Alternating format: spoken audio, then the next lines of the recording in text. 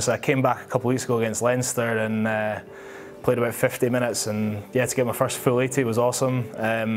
Always good scoring a try as well, especially at the weekend. We had a pretty poor first half and needed to sort of bounce back quickly, and you know, we managed to do so. And I was just sort of obviously been out for 5 months, and a big sort of comeback win like that is just sort of affirms why you play the game, because there's points where you're pretty dark in the middle of your rehab and wondering when you're going to get back out onto the pitch. So yeah, really like the sort of best weekend I've had in a while. Just, you know, you feel on top of the world just having got that win.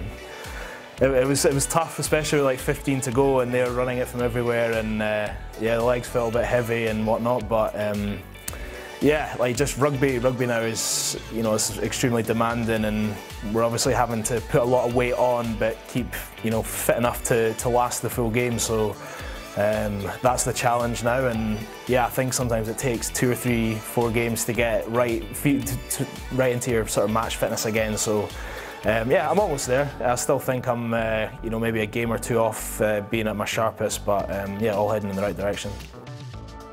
Definitely the hardest injury I've had. I mean, I've had longer periods of injury, but yeah, by far the hardest. And I think as well, if you've never had a concussion, or you don't know someone who's had a concussion, it's very hard to relate to. It's such a intangible injury. There's no scars, there's no wounds. It's you know, you're talking about things like headaches, which are, you know, the doctors and physios are having to take your word for it that you're still getting headaches. And yeah, for me it was just really important to make sure that I was right before I came back. I didn't want to jeopardise possibly damaging my health long term, and it's the one injury that I don't think you can push too hard to finally get through it. It's almost just a relief.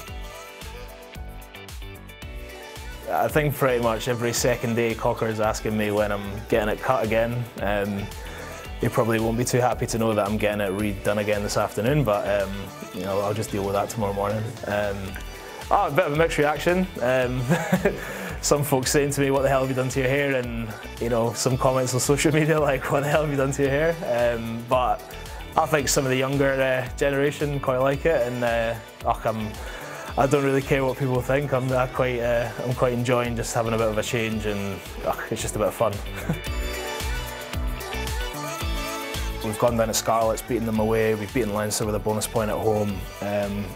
You know, we're going into these games with big teams expecting to win, and although we beat the Scarlets, there were lots of parts of our game that weren't up to the standards that we've now set. So yeah, and obviously I wasn't around, I don't think, when it was the playoff system last time, but we were never sort of up there in contention. So it's really, really exciting, because usually at this point in the season it's 2 games left and we're usually out the running. You sort of grind all year in the league and in Europe, and the whole point is to get to this stage of the season having something to play for. And yeah, it is, you know, as simple as that. It's really exciting. You know, you just want to test yourself at the highest level, and I think we're probably not fully there yet. We're not there in terms of knowing how far we can actually take this. I mean, yeah, we're obviously you always aim to get in the playoffs and then take it from there, but you know, I think that your Leinsters and Munsters of this world believe they can go on and win it, and whether we're in that spot yet, we always feel like we can beat whoever's put in front of us, so why not, I suppose. We've got, you know, great depth in the midfield at the moment, and timing-wise has worked quite well. JJ and Dino picking up a few niggles, and me and Mark coming back in, so the timing sort of worked quite well. It's allowed, you know, Mark and myself to get out on the pitch so soon after injury, which is great. But yeah, I've played a lot of rugby with Mark. You know, at Scotland we played a lot together in the last World Cup, and yeah, he's having, you know, bad injuries like he's had in the last 2 years. It's difficult to you know, get over them, you know, extremely quickly. It's, you know, it affects a lot of your game. So he's looking really sharp again, and yeah, it's just exciting to start to see that. You know, he's such an exciting player when he plays well, and you know, at the weekend against Scarlets I thought he looked great every time he got the ball, and yeah, I think he's only going to kick on, which is good, and add to the competition in the midfield. Yeah, it's been awesome. I've loved being back. I just wish I'd played more games. That's what's really been disappointing for me. I feel like I've not shown a true reflection of what I can add to the team. Obviously, that's sort of been out of my hands with the concussion and it taking so long.